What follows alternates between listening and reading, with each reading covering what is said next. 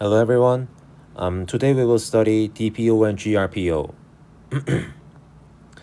So DPO is a short word of direct preference optimization, and GRPO is a short word of group relative policy optimization. And before studying DPO and GRPO, we will first study the RLHF. This one, RLHF. So today's stuff are not about some vision language action models or not about some robots. It's about very recent models to further training language models using reinforcement learning. And that will also be used for VLS, which will be covered in next time. We will study how reinforcement learning, in particular DPO and GRPO, are used in language models, and they become foundations for applying such kind of method in robot learning as well. So a pre-trained language model is fluent.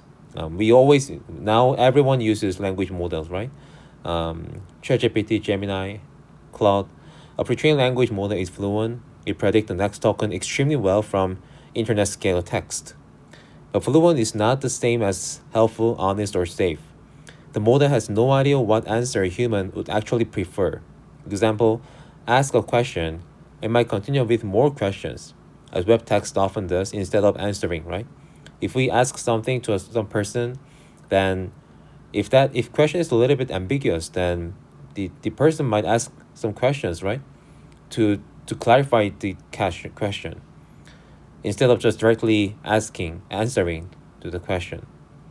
So we need a way to align the model with human preferences, not just imitating raw text. Here, aligning the model with human preferences. The original recipe for this is RLHF, reinforcement learning from human feedback. We review it first, then study two modern alternatives. RLHF, there are three stages in this pipeline. RLHF aligns a model in three stages, each building on previous one.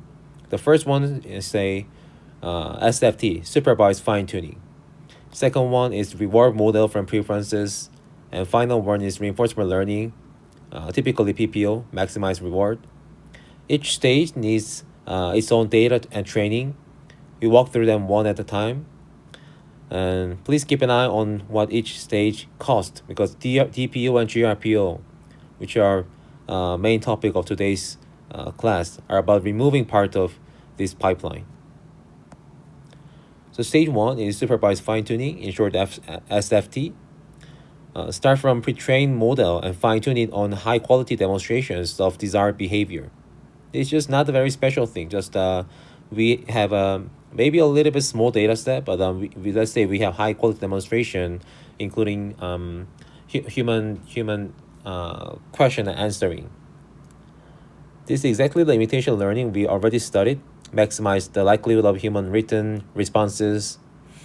It teaches the model the format and style of good answers, but only what demonstration showed, it cannot rank two answers.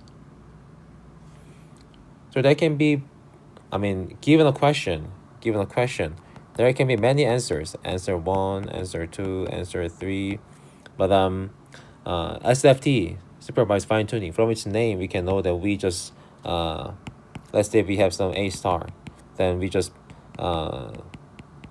use it to supervise the language model. So it might not be very optimal, but SFT gives a solid starting point policy, right? It's like doing the imitation learning. We start with the supervised learning and then do some post training with RL. It's like a little bit almost a similar strategy. So it gives a solid starting policy, which will be called the reference policy, PyRef. And the second stage is learning a reward model. It's like an inverse reinforcement learning. Inverse reinforcement learning, we learned this one in imitation learning, right? It tries to infer reward functions. To capture preferences, human compare two responses to the same prompt and pick the better one. In the early model or version of ChatGPT, maybe some of you guys can remember If we ask a question to ChatGPT, then ChatGPT provides two answers, right? And then they let us to choose what is the better one, what is the better answer. That is the kind of trying to collect the annotation for such kind of learning or reward model stage, right? Because it is very expensive to get labels from such kind of two responses, so that they used users to annotate the such kind of data as well. So they compare two responses from the same prompt and then pick the better one. And this gives preference pairs. So winner YW and loser YL for text prompt X, right? We model the probability that YW winner beats YL loser with Bradley-Terry model using a reward function R. You can see this one. Intuition is that the bigger reward gap, the more confidently the winner is preferred. This one is sigmoid. Sigmoid squashes it to a probability. We train our reward function by maximizing the likelihood of the observed human choices. The observed human choices from in-house dataset curation or dataset collected annotation labels collected from the users. We have some observed human choices, right? So that we can maximize likelihood. We can train R by maximizing likelihood using observed human choices. It's like try to infer reward function, and similar to inverse reinforcement learning. And the final stage is based on the inferred reward function, we can finally fine-tune our policy. So now optimize the policy. We optimize policy to maximize the learn reward using PPO, which you have seen.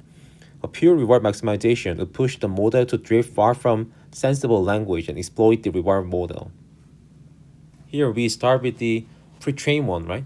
We already have pre-trained language model, and then just simply fine-tuning the language model with this kind of PPO, only with PPO, can degrade the language model because there are many learned prior knowledge of the language and word, but simply using this kind of human preference might degrade the model, might let the model forgot the learned prior of the language and word. So that we need to introduce additional regularizer, which is this one. So we add a KA penalty that keeps the new policy close to supervised fine-tuned reference. So this is like a PPO. We simply try to maximize inferred reward, while we encourage our updating policy not too far from a policy which is trained with the SFT. So there are two loss terms, right? Two loss terms. The coefficient beta controls the trade-off. High beta stays close to reference. Low beta chases reward harder. This scale constraint objective is the heart of RLHF, and it is exactly what DPO will reuse. It's not very, I don't think it's very complicated or very different, just almost similar as what we learned so far. There are three stages. The first one is supervised fine-tuning to start the policy with the solely supervised learning strategy, signal. And then we infer reward based on human annotation, which could be from in-house data curation or users' labels. And then we've got the reward functions so that we can fine-tune the policy. But simply fine-tuning policy with the PPO could degrade the model because the model not only should chase the human preference, but also should preserve the prior knowledge of the language and words, so that there are two loss functions. The first one is the maximizing reward while not trying to be too far from the SFT reference policy. These are three stages of RLHF, and it works actually, but it is heavy. It is a problem. RLHF is a powerful but has three practical pain points. First is that it trains a separate reward model in the second stage, right? An extra large network to fit and store. And it runs a full RL loop with online sampling, which is complex and unstable to tune, right? In the second stage, third stage, right? In the third stage, we use the reward function to adjust the policy. Then this one, it introduced the RL, which is low. And PPO also needs a value network. Yet another model copy in the model. This is also in third stage, right? When we train the model with the PPO, I mean, by definition, PPO, there are two networks in PPO, right? The actor and critic, value network, policy and value network. There's some project like your final project, which uses very lightweight MLP network. Defining additional value network might not introduce heavy computational cost, but imagine you're training language model, then value network for language model is also very heavy. Then putting all two models, language generator and the value network for language, putting all them together in the memory, for GPU memory, they take too much GPU memory. The computation is too heavy. Two modern mode methods each remove part of this burden, and they define the two halves of this lecture. First one, DPO, removes the reward model and the RL loop entirely, turning the alignment into a supervised loss. This is DPO and GRPO. GRPO keeps the reward-based RL, but removes the critic, estimating advantage from a group of samples. Okay, so let's start with the DPO, direct preference optimization. So let's see what preference data looks like. DPO is trained on the same kind of preference data that the RLHF reward model used. Each example is one prompt with two candidate responses and a human label saying which is better. So for example, prompt, explain why the sky is blue. Winner answer is a clear, correct, concise explanation about light scattering. Loser answer, YL, a vague and partly wrong answer, or one that rambles. So we never need a numerical score, only the relative judgment that YW is higher than YL. Winner answer is better than loser answer. This is a cheaper and more reliable to collect than absolute ratings, since people compare more consistently than they score. So DPO asks, can we optimize the very same RLHF objective without ever training a reward model or running RL? The reason for we are trying to get rid of reward model and RL is that the answer is simple, it's too slow. So we'd like to turn to supervised learning. The answer is yes, and the result is single classification style loss on preference pairs. No reward model, no sampling during training, no value network, no clipping, just a supervised loss, like a behavior cloning. The trick is a change of variables. Express the reward in terms of the policy itself so that reward model cancels out. Let's see step by step. The first step, optimal policy as a closed form. Decay a constraint RLHF objective from stage 3, which is this one, right? This one. This is objective of this third stage, right? This one actually has a non-closed form optimal policy. This one. It simply reweights the reference policy by exponentiated reward and renormalizes the partition function Zx. The problem is that Zx sums over all possible responses, so it is impossible to compute directly, right? This is why naive approach still need RL by exploring. DPO sidesteps Zx with a clever rearrangement so that we do not have to worry about Zx, and then we get rid of RL and only rely on supervised learning. Stage 2, we can just do some high school math, like take the closed form solution of this one, right? This one.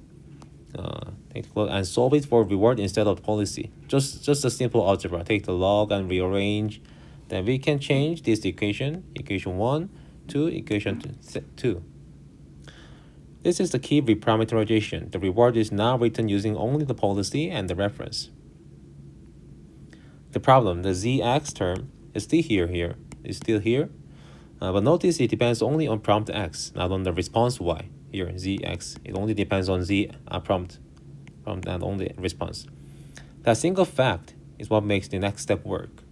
The next step is the partition function cancels. Partition function is dx. Substitute the reward expression into Bradley-Terry model from second stage, and the Bradley-Terry only uses the reward differences Rx YW minus Rx YL for the same prompt X. Since Zx depends only on X, identical for the winner and loser, because they are not depending on YW and YL, so we cancel in the differences here. By assuming Bradley-Terry model, we can define probability of YW is higher than YL. Can be defined like this without ZX. There's no ZX now, right? It's happy because the problem was the ZX. We cannot compute ZX, computationally infeasible, but we finally get rid of ZX so that we can use this term. The impossible to compute ZX is gone, so it's the need for separate reward model. Step 4. Replace the optimal policy with our trainable policy and maximize the likelihood of observed preferences. Equivalently, minimize this negative low likelihood, the DPO loss here, this one. This is just a binary classification loss on preference pairs, trainable by an ordinary gradient descent. The term, this one, the term beta log pi theta yx divided by pi ref yx acts as an implicit reward. The policy itself plays a role at the reward model used to play.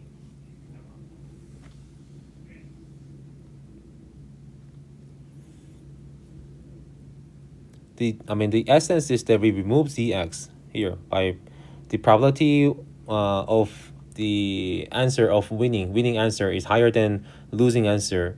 There's no Zx, right? So that we actually do not need to use RL. We now get rid of Zx and then we can just simply use this term. And it's actually mathematically identical to binary classification. So reading the loss intuitively, gradient descent on it pushes the policy to increase the probability of the preferred response YW relative to the reference and decrease the probability of the this preferred response YL relative to the reference. This is what DPO is doing, the previous loss function, this one. The reference policy anchors the update, playing the same role of the KA penalty did in the RLHF. So DPO optimizes the same KA constraint objective as the RLHF, but as a direct supervised loss on preference without expensive RL and rollout. It's very simple, right? Very simple. Just starting from RLHF, we get rid of reward inference and reinforcement learning, so that there's no. Let's get back to RLHF. So there are 3 stages in RLHF, right? There are 3 stages in RLHF. This one, this one, this one. DPO, we get rid of this one. Only use supervised fine tuning using the reward from this loss term. This one, this loss term. This loss term. So no reward model, no sampling, no R instability. This is why DPO became hugely popular for alignment. So they miss quite fast. Here, as you can see, RHF 3 stages. Reward model, RLU, align model. But I'm here. We have preference pairs. That means we need to prepare data. We need to prepare some data in offline and then use supervised loss for the DPO. Upside, good point is that simpler, stable, fully offline, no reward model or no critique. The downside is that no online exploration. It is offline, right? Fully offline. Quality is kept by the preference data set and you can over-optimize on it. It is true, yes, because there is no exploration because there is no RL, only supervised loss, so that quality is kept by the preference data set and then it can be overfitted to the preference pairs. That is problem. So far, DPO, from RHF, DPO is introduced to make it fast by removing reward inference and removing RL, just supervised loss like behavior cloning. The name is different, but the philosophy is almost the same as the behavior cloning. just removing RL and then just use behavior cloning with large-scale data set. That was DPO, and let's proceed to GRPO, Group Relative Policy Optimization. So let's recap. PPO. PPO needs a critic. Critic is a value network, right? Value network. Here we already saw PPO. It improves the policy using advantage estimate for each action. To compute the advantage, PPO trains a second network, the value function or critic. They mean the same thing. The predict expected return. The critic is separate large model, doubling part of memory and adding its own training instability, as I said. For your final project, introducing new value network, it actually almost doesn't matter because the policy and value network are very lightweight. But for language models, policy and value network are extremely heavy, so that introducing additional critic network is computationally very expensive, actually. And early in the training, critic is inaccurate, so the advantage it produces are noisy and can destabilize the policy. It's also true because the critic network is also trained from scratch. Then the early training in the critic might be highly unstable, and that can destabilize the policy training. This critic is a specific piece of GRPO set out to eliminate while keeping the rest of PPO machinery.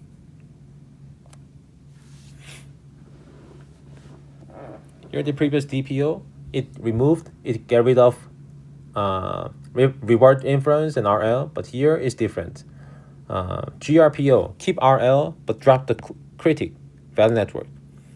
DPO, remove the reward-based RL altogether. GRPO takes the opposite cut, keep RL with the reward but remove the critic.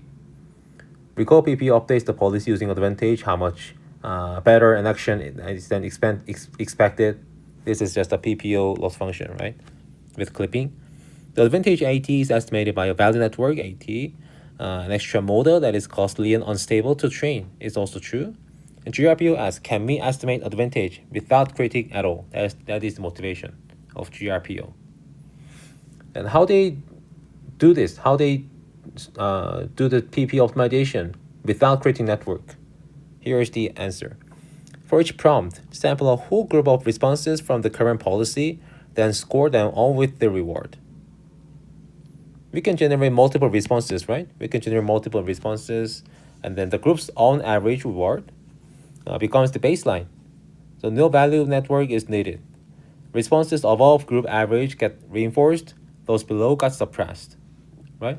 In this way, we actually kind of doing a like a Monte Carlo style training, right? We produce something and then we simply actually compute reward and then compare each reward with the average reward in the group, and then those who achieve higher reward than average, it is encouraged. Those who achieve lower reward than average, it is suppressed. So advantage is here, how far above group average. Here, group relative advantage. Concretely, sample G responses and collect their reward. The advantage of response I is its reward standardized within the group. Here. Subtracting group mean gives baseline, dividing the standard deviation normalized the scale automatically.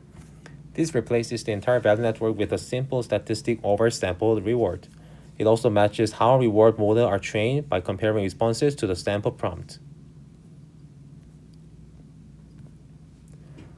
Plug the group relative advantage into a PPO style clip objective advanced average over the group. Here, this one. So removing value network and then just getting value from the group of generated data. That's all actually. That's all. Just a simple modification from the PPO, and this kind of loss function follows the PPO, but it tries to address some problems in PPO because PPO requires two networks, but GRPO uses only one network policy.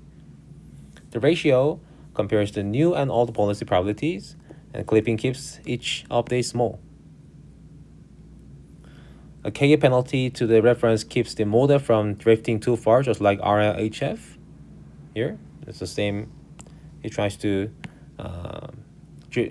prevent the drifting too far. And the only thing that disappeared is the critic. Everything else mirrors PPU, as I said. There's no critic, there's no value network. Everything is almost the same as PPU. So why dropping the critic helps?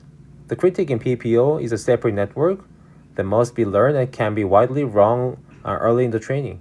That's true. When rewards are sparse, one score at the end of long answer, a bad critic injects noisy, oscillating advantages. GRPO's baseline is the empirical mean of real sample rewards, so nothing is approximated and there is no bootstrapping error. Benefit is that less memory. We do not have to introduce value network on the GPU, so that less memory, simpler training, built-in reward normalization. But cost is that you must sample several responses per prompt. It's true, right? But you need the grouped answers, which raises compute, but still smaller than introducing new value network. Teams often start with the small group size, like G equals to 4. GRPO in practice, DeepSeek. I think some of you guys have heard about DeepSeek. It's language model from China. The first version of DeepSeek was introduced in the maybe last of 2024 or early of 2025, I remember. But now it has like a V2, V3. It is really good, I think. GRPO was introduced in DeepSeek Math and used to train the DeepSeek R1 reasoning models.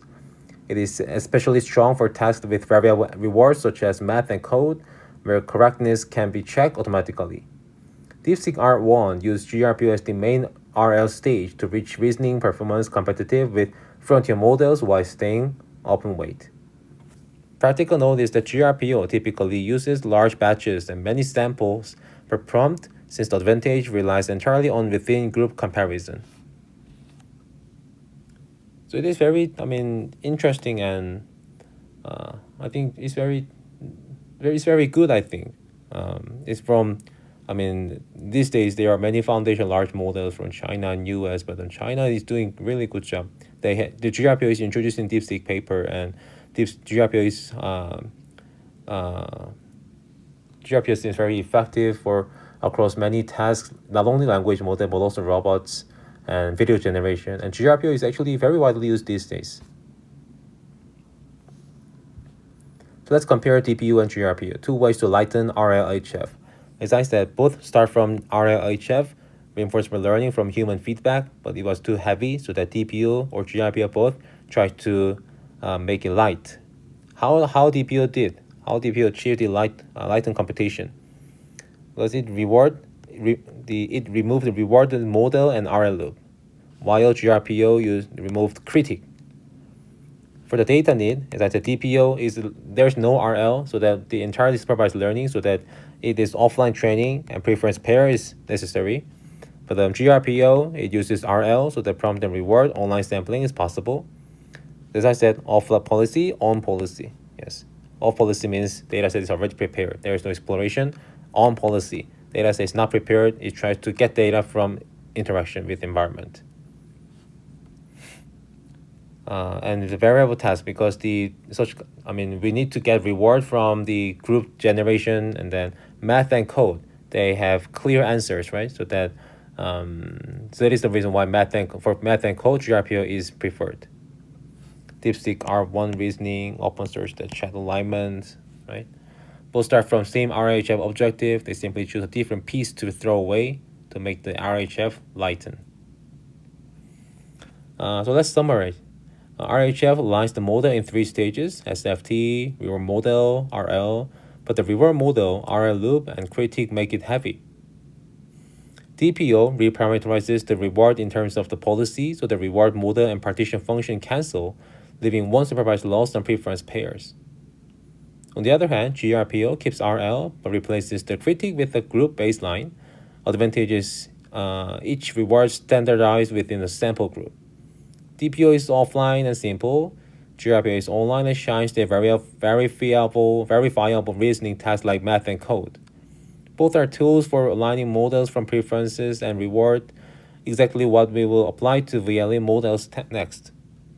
Yes, so far this topic was not about VLA or robots, but we studied DPO and GRPO because they are primarily widely used in language models. But we will see how they can be used to post-train VLA next time.